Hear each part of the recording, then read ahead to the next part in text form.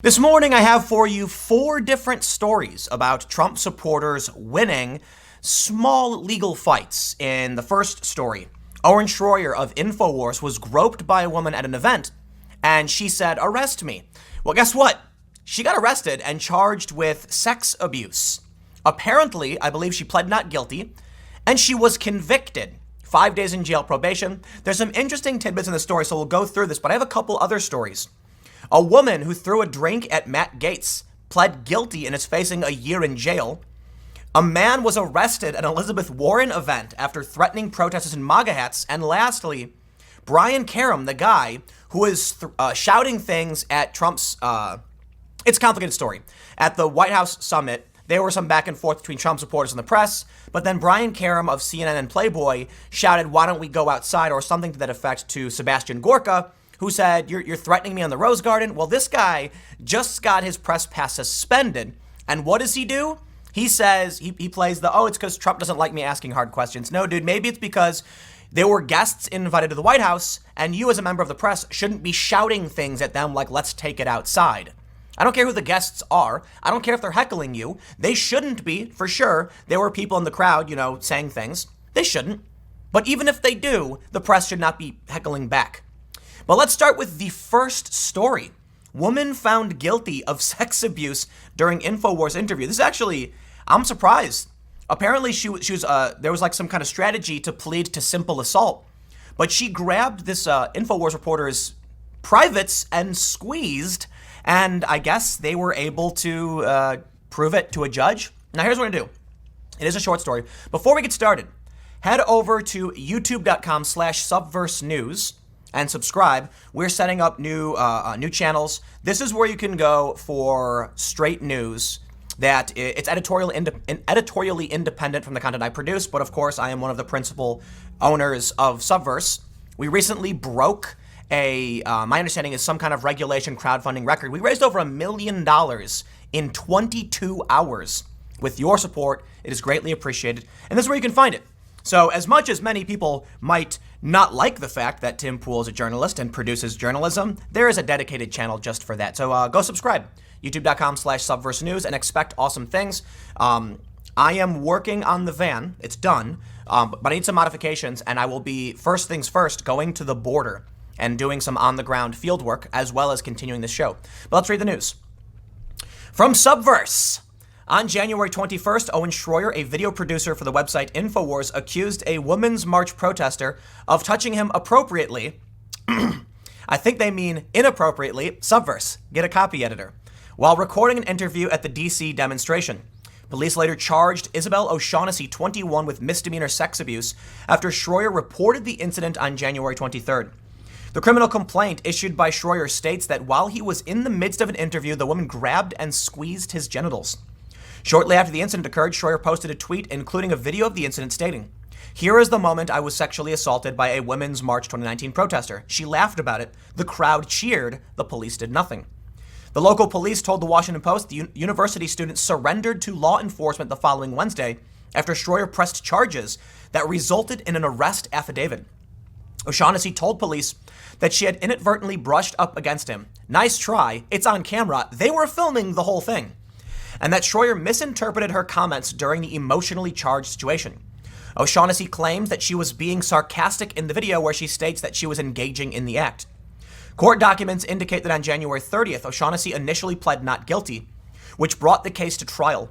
On July 26th, prosecutors in the DC Superior Court found O'Shaughnessy guilty of misdemeanor sex abuse, sentencing her to 5 days incarceration, as well as unsupervised probation for 6 months, and a payment of $50. Schroyer released a statement on InfoWars indicating that he is pleased with the court's ruling, stating, "It was such a relief when I heard the judge's verdict. It was the right thing and a relief to know my political speech was protected in this case and crimes could not be committed against me." So that's actually rather significant because there have been a lot of stories as of recent about Trump supporters being physically attacked. I'm not going to call Andy Ngo a Trump supporter, but conservatives, Andy Ngo was attacked, no justice. We see a bunch of these stories. Breitbart for a while was keeping a running list. I'm not a huge fan of Breitbart, so I'm not, they stopped maintaining the list anyway. But here you go. So we over at Subverse did some groundwork just to kind of verify the details. The court documents are all publicly available. And we found some interesting things that didn't make it to the story. But in my review of documents, it would seem that this woman was trying to set up a plea arrangement. I could be wrong about this because I'm not a lawyer, but I was reading through it. And apparently it says at one point something to the effect of, they were in plea negotiations. She pled guilty to simple assault, but the government did not approve. And then I believe it was a non-jury trial, and she was found guilty of sex abuse. Wow. So that's big. I mean, that's just not. They didn't. Just let her off. But we do have another story, because you may remember that not too long ago, Matt Gaetz was walking out of an event, and his political rival, who ran as a Democrat, threw a drink at him. This was one of the craziest stories I'd seen in a while. Like, Matt Gaetz, a woman ran against him. She lost. Later, she shows up and throws a drink at him. Like, I'm not saying it was like, I think it was a while ago she ran against him, but that's crazy. That's where we're getting to. We're getting to the point now where failed politicians are attacking. I get it, throwing a drink is low level, but it's still an attack on someone at a sitting member of the U.S. Congress. Let's read. A former political opponent of Rep. Matt Gaetz pleaded guilty Thursday to throwing a drink at him after a town hall meeting in June. Authorities say Amanda Kondratiev, 35, threw a red liquid at Gaetz, a Florida Republican, as he left a Pensacola restaurant where he was holding an open Gaetz event, the Pensacola News Journal reported. Now, I want to stress, groping someone's genitals it's sex abuse. She's convicted, guilty, done. Throwing a drink at someone, you're going to get a lot of people.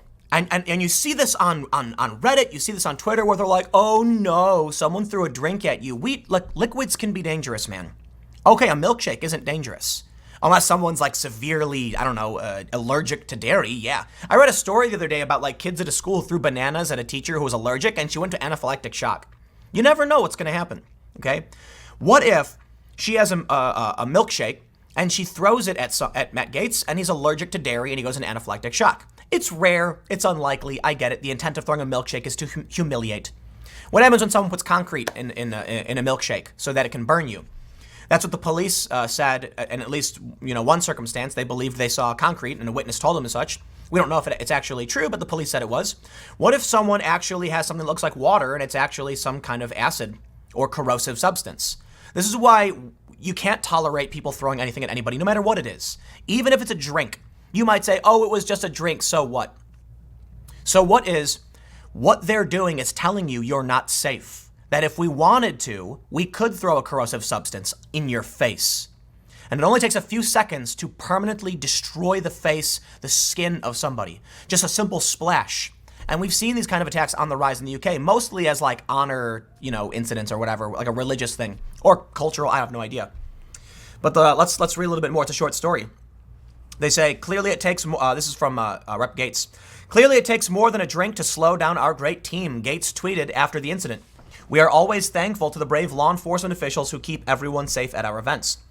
Kondratiev pleaded not guilty at a hearing in June, but her attorney said she now wants to take responsibility. Yeah, because of something called the jury tax or the trial tax. When we know you did it, when there are witnesses and there's video evidence, and you plead not guilty, you're going to get a harsh penalty because the assumption is you won't take responsibility. When you plead guilty, the assumption is you are recognizing your fault, and thus I think the idea of a jury tax, trial tax, whatever you want to call it, is abhorrent because they're essentially saying you want to exercise your rights. Don't be surprised when we lock you up for the maximum. It's used as a threat against people to not plead guilty. Well, you know what? I'll tell you what, man. I act on principle. I have a story from when I was younger where I was falsely accused. These security guards lied about me and my brother, and they were offering us like 20 hours community service. And I was like, no, I'm going to trial. I didn't do anything wrong, and I don't care if I can win or lose. I am going to stand on principle, stand up there, hold my hand up, take an oath, swear in a Bible, and tell them I did nothing. And if I get locked up after that, at least I know that I did the right thing. I don't play these games. But she's pleading guilty, and as far as we can tell, she did it. There's like video of some of and they're witnesses, I guess. They say she faces a $100,000 fine and up to a year in jail. But I will stress on that point, one of the problems with our justice system is the assumption that if you pled guilty, you did it. And that's just terrible. But we got more. We got more. Apparently, at an Elizabeth Warren rally, somebody was threatening protesters in MAGA hats, and they got arrested. They say on Thursday night, a man hostile to Trump supporters who were protesting at a Tempe, Arizona event for Elizabeth Warren was arrested when he reportedly threatened to strike one of them. There was also an incident, I think, just to bring this back up, it was Jack Posobiec, who, it's a really great video. Look, man, I don't care what your politics are. Attacking people in the street is wrong. Jack Posobiec is talking to people and someone, hits his phone, and then the cops pull up right away. Whoop, whoop. And they get out, and then of course the Antifa people start lying. He didn't touch him. They're lying. He didn't touch him. And Jack's like, we filmed it. I think it was Jack. I could be wrong. But anyway, that's the gist of the story. This is being covered by a lot of people. A police sergeant, Kevin Renwick, said of the arrest, it's pretty cut and dried. He told ABC News, this is just people behaving badly. Absolutely, it was appropriate and lawful, and the way the security removed him. It never looks pretty, but sometimes that's the way to do it, unfortunately. So I think the story's pretty straightforward. But I want to talk about this last one. And the reason, this one doesn't necessarily fit in the same way. It's not like Brian got arrested for saying, let's take it outside. But he's got his credentials suspended for 30 days. Now, he's screaming First Amendment. And this is where, I am absolutely in favor of the First Amendment in every capacity.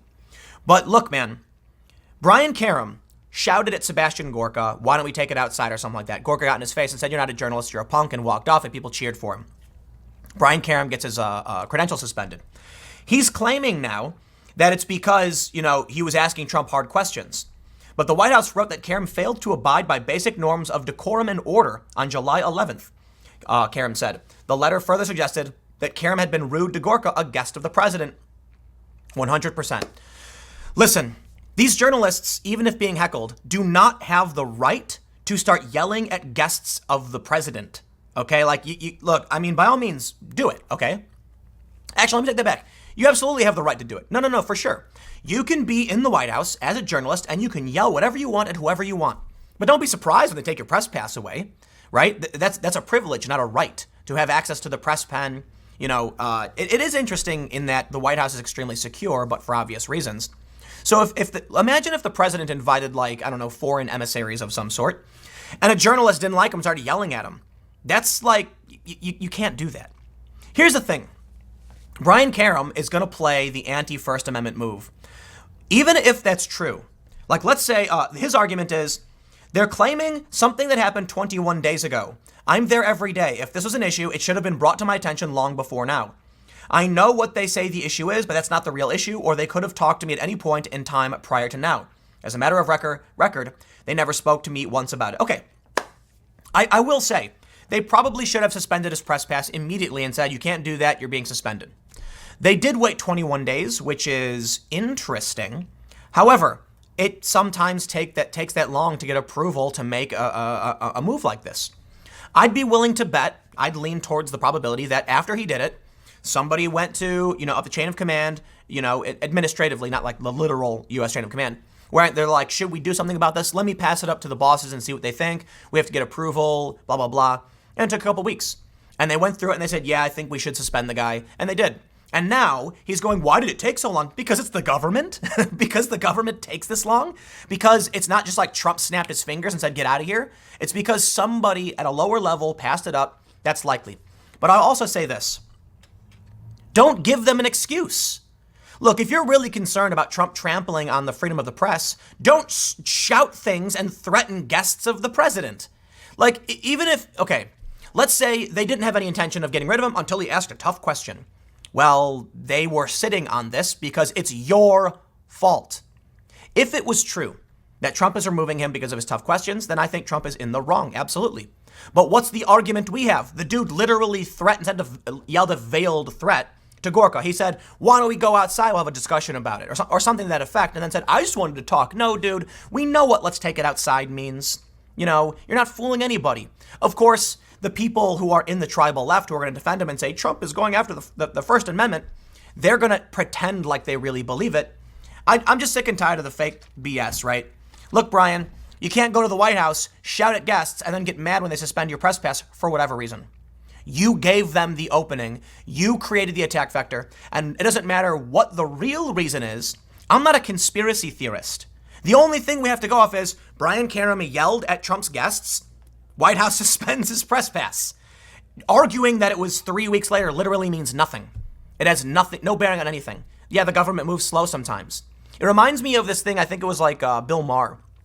And he was talking about how someone said that he once wished for rain and then it rained and it was a miracle. And Bill Maher said, no, I think that sometimes it rains. And that's a really simple way to explain, I guess, kind of like Occam's razor. Brian Karem wants to come out and scream conspiracy. It's a conspiracy. Oh, the White House, they're taking away my press pass because they don't want to be challenged. What about all the other journalists? Jim Acosta is still there. Look, they did suspend Acosta, but that was after an altercation with a White House aide. Yeah, they suspended him, and then he ended up getting it back or something like that. Then they made new rules, and now here you are breaking the rules. There are rules in place. So it doesn't, look, I don't care what you think your reason is. It is a conspiracy theory to think the Trump administration is plotting behind the stage, twirling their mustaches, being like, let's get rid of him for, some dubious reason, when in reality, you literally shouted a threat at a guy. You know what, man? I've gotten to a point now where I was frustrated for a while about how the left and the Democrats were mostly ignoring these kinds of stories. Of course, I don't think throwing a milkshake at someone is on par with acts of terror.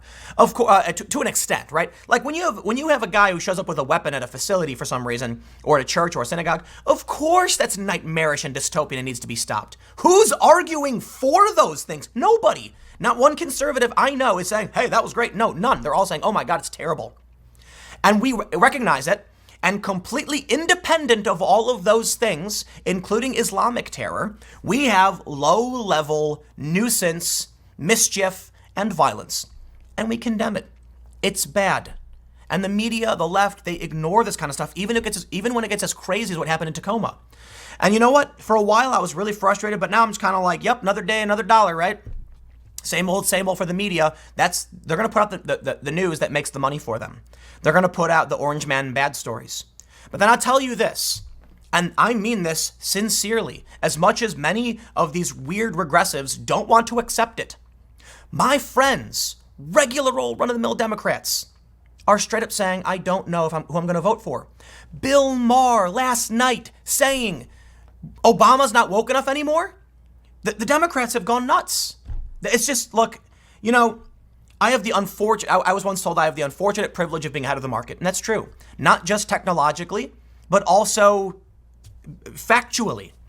I've been seeing this happen, and I've been talking about it, and they're shocked. Oh, harumph, I say, how dare Tim make a video where he complained the Democrats were targeting Obama.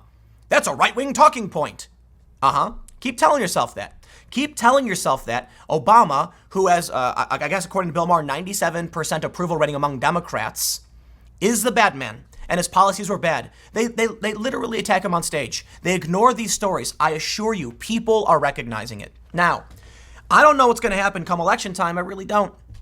But I got to say, there was one story about like Trump filling up, breaking a record for filling some arena. I've seen the lines of Trump supporters. And I'm not convinced the Democrats have done anything to actually generate real support. Now, it's true. A lot of people hate the president, the media, Orange Man bad all day and night, and that could be effective. So don't think you've won this yet, Trump supporters. You may be sitting on false hope. It's true. The media has been very heavy against Trump. I for one, believe Trump is still playing this to his advantage in many ways, but that's getting policy done, and that stuff plays to his base. He does run the risk of losing the moderates, but I will stress, in a poll I mentioned yesterday, independents, according to a Harris X poll, 48% believe the Democrats have gone too far left, while only 33% believe the Republicans have gone too far right. That means advantage, Republicans. Advantage, Trump. And don't forget it. I don't know if the polls are right. Maybe they're not. But at least from where I'm standing, as someone who's been a moderate for a long time, why would I ever celebrate someone throwing a drink at a politician? That's nonsense. You've lost the argument. You know what I'd love to see? I'd love to see someone confront Matt Gaetz and throw some hard facts in his face and see if he could respond. That's the way things are normally supposed to happen, but they don't. So what do we get? We get Matt Gaetz looking calm and professional, getting attacked by a crazy person. What do you think that conveys to the American people? Anyway, I'm not going to make this video a million years long. We'll end it there. Stick around. You can tell I am hyped and full of energy today, huh? Next video will be at 1 p.m. and I will sign off by just saying one last thing. Seriously, go to Subverse, youtube.com/Subverse News and subscribe. I'll just a little extra for you guys. Listen, I used to do more on the ground stuff for my main channel. My main channel was a mix of my opinions, my commentary, as well as my journalism. Over time, the channel grew and I decided to take the smaller stories that never made the cut to the main segment and put it onto its own channel. Eventually, it's increasingly difficult to maintain steady and stable field journalism and groundwork. So I decided to work on a new channel, Subverse, that I launched with some friends. My brother was involved. Now we have team members. We have people running the show and producing straight news. Just straight news. This is one of the articles we produced. It was the first one I read. It's by Sean Jackson, who is writing and producing for Subverse. And that's all you're going to get is the straight news. I'll give you my opinion on my channel, but Subverse is editorially independent. So I can read through it and comment how he forgot to put inappropriately, which is kind of funny. Kind of funny. But here's the important thing I want to leave with, and I'm going to do a lot of promotion for Subverse. We have an on-the-ground section specifically for field reporting. And I'm proud to say, in my opinion, I didn't produce these segments, these on-the-ground reports. I do have a series of reports I have hosted for Subverse News and contributed to. But in the past several months, as we've been setting up the structure and the organization, it's been a tough year, hard work. We have had other people, even left-wing activists, who have done reporting for Subverse to much approval from the audience, from you guys, because we don't put the opinion in. I don't care if you're a left-wing activist. I don't care if you're a right-wing activist, so long as what you show is on the ground, real news. And that's what we've done. We've had people who are very left-wing, but have done interviews that have been just straight interviews. Ask a question, get an answer. And we can use that. That's just no agendaing, no injecting what we think you should think. And this video right here, Demand Free Speech Meets All Out DC, we interview an anti-racist protester who's very critical of the Proud Boys, and we interviewed Enrique Tarrio, chairman of the Proud Boys. We're doing it. It's legit. Check it out. YouTube.com/subversenews, and I will see you all in the next segment at 1 p.m.